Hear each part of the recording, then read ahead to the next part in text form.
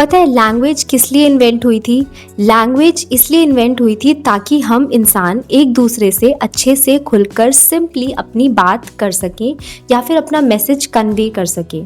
But slowly and gradually in today's technocratic age we have come at a point where we think that a certain language is a status symbol.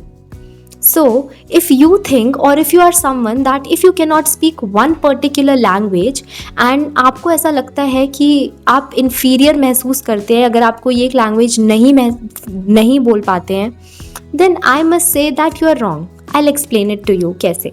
So, India में basically English बोलना mostly लोगों के लिए एक status symbol माना जाता है कि अगर आप बहुत अच्छी इंग्लिश बोलते हैं then you are very well educated, पर अगर आप इंग्लिश अच्छे से नहीं बोल पाते हैं then you are somewhat of a less person. But this is not the mentality that anybody should keep in their lives. सबको हमें लाइफ में इक्वल अपॉर्चुनिटीज़ नहीं मिलती है.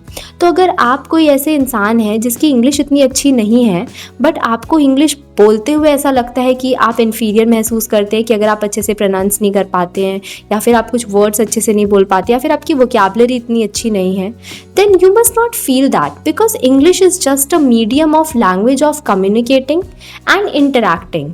इट इज़ नॉट समथिंग कि अगर आपको वो नहीं आती है then you are a very less sort of a person. It is not like that.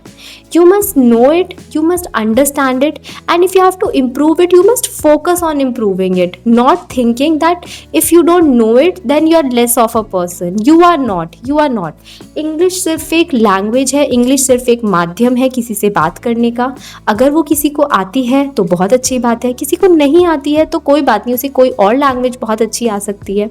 मैंने अक्सर अपने आसपास देखा है कि जिन लोगों को बहुत अच्छी इंग्लिश आती है mostly people treat them in a very flamboyant way कि अरे वाह ये कितनी अच्छी इंग्लिश बोलता है. बट जो लोग नहीं बोल पाते हैं for them I always empathise with them कि कोई बात नहीं यार, कभी कभी मेरे को हिंदी में कुछ शब्द बोलने नहीं आते हैं तो इसका मतलब क्या ये है कि मुझे हिंदी अच्छी नहीं आती है? ऐसा बिल्कुल नहीं होता है.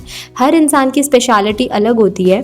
तो अगर आपको भी इंग्लिश बोलने में कभी कभी हिचक महसूस होती है या आपको ऐसा लगता है कि आप अच्छे से नहीं बोल पाते हैं और अगर कोई आपका मजाक उड़ाता है आपको बिल्कुल बुरा मानने की ज़रूरत नहीं है because English is just a language. It is not a status symbol कि आपको वो बिल्कुल परफेक्ट करना है. आप कुछ और अच्छा बोल सकते हैं, आप किसी और लैंग्वेज में अच्छे हो सकते हैं, but don't give too much hype to English that you must be fluent in it. हाँ, अगर वो आपके काम में आती है और अगर आपको इम्प्रूव करनी है then you must take positive feedbacks from people.